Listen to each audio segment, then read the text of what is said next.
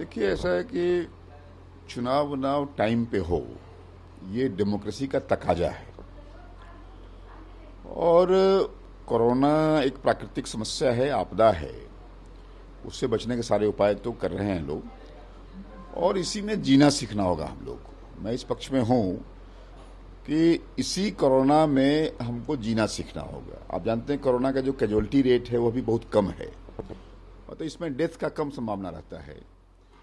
अब हम सब लोग नेता हैं, हम लोग भीड़ से घबराएंगे, भीड़ से डरेंगे।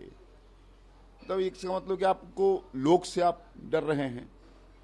तो मैं मानता हूं कि इस ढंग की बात करना, और खास के उन लोगों को जो तथाकथित रूप से कहते हैं गरीबों की पार्टी हम लोग हैं, ये उन गरीबों का अपमान भी है। मतलब जनतंत्र का अपमान, लोकतंत्र का अपमान, और उस गरीब का भी, मेहनत का भी अपमान है। मतलब ये मैं कह रहा हूं कि इसलिए मुझे लगता है कि इस ढंग की बात करना, चाहे जो कोई भी कर रहे हैं, हमारे अलायंस के लोग हों या हमारे अपोजिशंस के लोग हों, जो कोई कर रहे हैं, उनका इसका मतलब है कि एक तो लोक से संपर्क पे विश्वास नहीं है, दूसरा लोकतंत्र पे विश्वास नहीं है, और लोक संवाद हो, जो होगा देखा जाएगा, ये भाव नहीं है। तो मुझे लगता है कि इन लोगों को सही मायने में ये भाव नहीं है। तो कुल मिला के यह जो है सो लोकतंत्र की अवहेलना है। और देखिए, इलेक्शन कमीशन कॉम्पिटेंट इनफ है कि क्या निर्णय होगा। भाई कहाँ खतरे हिंसा के हैं, कहाँ खतरे बीमारी के हैं, कहाँ खतरे कुछ और घटना से हो सकती है, तो इलेक्शन कमीशन कॉम्पिटेंट है। तो हमारा पूरा विश्वास भरोसा हम लोग का है, भारतीय जनता पार्टी का हम लोग का, कि जो चुनाव आयोग तय करेगा हम लोग उनके साथ में है। और चुनाव आयोग इस देश की एक बड़ी संस्था है, संवैधानिक संसदीय संस्था है। तो कुल मिलाकर के हम सब लोग उसके तमाम निर्णय के साथ हैं।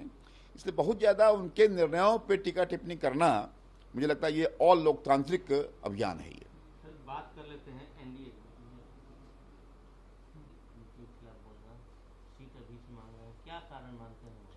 देखिए, तो रामविलास जी का तो अपना, देखिए रामविलास जी का, देखिए क्या होता है कि कहीं भी पॉलिटिक्स हो या कोई भी, एक होता है स्ट्रेटजी होता है, एक टैक्टिस होता है। तो टैक्टिस थोड़ा शॉर्ट टाइम होता है और स्ट्रेटजी लॉन्ग टाइम होता है।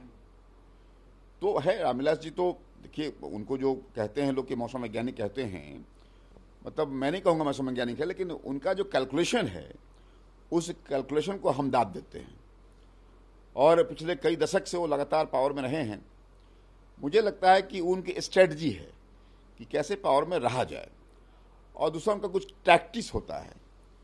तो उस टैक्टिस का, रामविलास जी का बेटा चिराग जी हैं, तो निश्चित तौर से वो स्ट्रेटजी और टैक्टिस का हिस्सा है कि ये करने का। इसलिए मुझे लगता है, लेकिन सब कुछ ठीक ठाक, all is well in NDA, हमारे बड़े नेताओं ने कहा है, तो हम भी मानते हैं कि सब कुछ ठीक ठाक है। और कुल मिलाकर के भाजपा जदयू बिना लोजपा के भी सरकार में रही है। इसलिए ऐसा नहीं है, मतलब कि बहुत ज़्यादा ये नहीं है।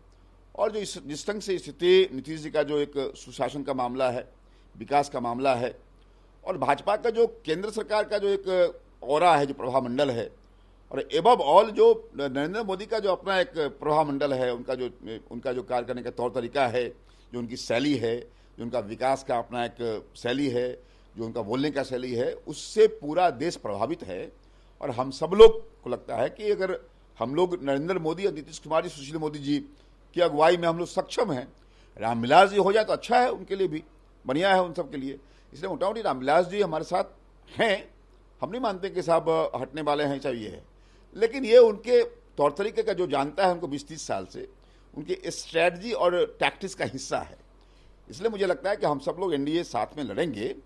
और ये जो कह रहे हैं, मतलब मोटा मोटी ये मानना चाहिए कि उनके एक रणनीति कहें, शस्त्र नीति कहें, जो राजनीति का एक हिस्सा होता है, और उसी के तहत ये सब बात कह रहे हैं। तो बोल रहे हैं कि मेरी पार्टी पे मेरा नहीं चलता है, जो चिराग पासवान फैसला लेंगे वो साथ में है। ये मैं विश्वास नहीं करूंगा।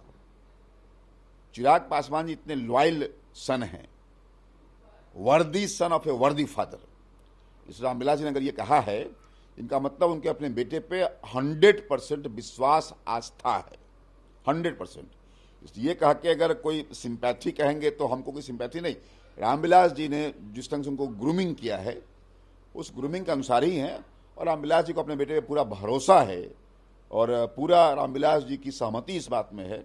इसलिए मैं मानता हूं कि रामविलास जी अगर ये कहते हैं कि साहब हमारा चलता नहीं है, ये कहना मतलब उनका भी ये स्ट्रेटजी का हिस्सा है। 93 सीट डिमांड कर दिया है चिराग पासवान ने। नहीं, ये तो असंभव है, ये असंभव है, ये असंभव है। देखिए, कुल मिलाकर के जो पिछली बार जितना सीट लड़े थे उसमें तो थोड़ा हमको सेक्रीफाइस करना होगा हम लोग को। अब हम जितना लड़े थे हम लोग, सेक्रीफाइस हमको करना होगा। तो कुल मिलाकर के कि पिछला बार जो इक्वेशन था अलग था, इस बार का अलग इक्वेशन है।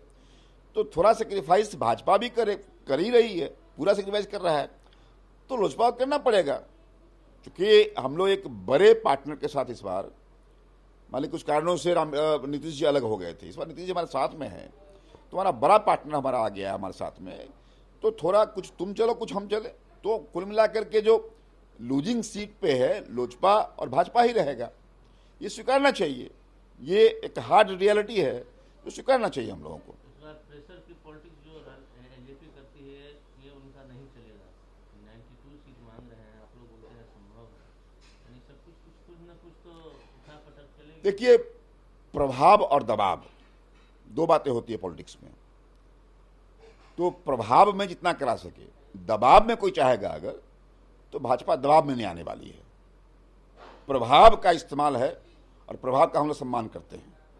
इसलिए इन्फ्लुएंस एंड प्रेशर, प्रेशर नहीं चलेगा, इन्फ्लुएंस चलेगा, प्रभाव चलेगा, दबाव किसी भी बात में कोई कबूलने को तैयार नहीं है। ग्रैंड अलायंस पे क्या कहें? मांझी ने तो अल्टीमेटम दे दिया कि जब तक कोऑर्डिनेशन कमेटी नहीं बनेगी हम नहीं मानेंगे। देखिए, मांझी जी का जो भूमिका है कुल मिलाकर के, मतलब मांझी जी को रामविलास पासवान से सीखना चाहिए, मैं मानता हूं। और मांझी जी पे हमको दया आती है बेचारे पे। एक इतने बड़े लीडर हैं, कुल मिलाकर के उनकी जो बातें होती है मतलब कि यथार्थ से परे हैं। इसलिए मुझे लगता है कि इस ढंग से करेंगे तो उनका खुद का नुकसान है। इसीलिए उनका क्या रोल होगा और जो उनके समाज में मैसेज जा रहा है आज की तारीख में, दलित हो, महादलित हो, अति पिछड़ा हो, ये हम लोग का कोर वोटर हम लोग का है। पहले कोर वोटर हमारा था सवर्ण का और बनियों का वोट था, लेकिन आज जो एक्स्ट्रा जुड़ा हम लोगों में है दलित, महादलित और अति पिछड़ा का वोट, सर्वाधिक हम उसके हकदार हैं और हमारी पात्रता है। इसलिए अब कोई मामला कहीं भी मांझी जी आवे ना आवे, क्या करेंगे नहीं करेंगे, लेकिन मांझी जी ने कुल मिलाकर के इन दिनों में अपने बयानबाजी से उनका जो एक दलित पॉलिटिक्स में वो थोड़ा हल्का हुए हैं। ऐसे संकेत मिल रहे हैं कि एनडीए में आ सकते हैं। नहीं, उनका स्वागत है, एनडीए में स्वागत उनका है और उसके लिए हम लोग चाहेंगे कि दायरा बढ़े। देखिए, उनका वोटर हमारे साथ में है, वोटर हमारे साथ में है। आज भाजपा की स्थिति ये है कि वोटर जो है वो हमारे साथ में है। इसलिए हमारे अलायंस का इस बात का ये है, हमारे नेता के साथ में है, हमारा नेता जो नरेंद्र मोदी है उनके साथ में है। इसलिए कुल मिलाकर के हम ये मानते हैं कि साहब आगे न आवे, लेकिन सरकार में हम लोग आएंगे, ये तय है।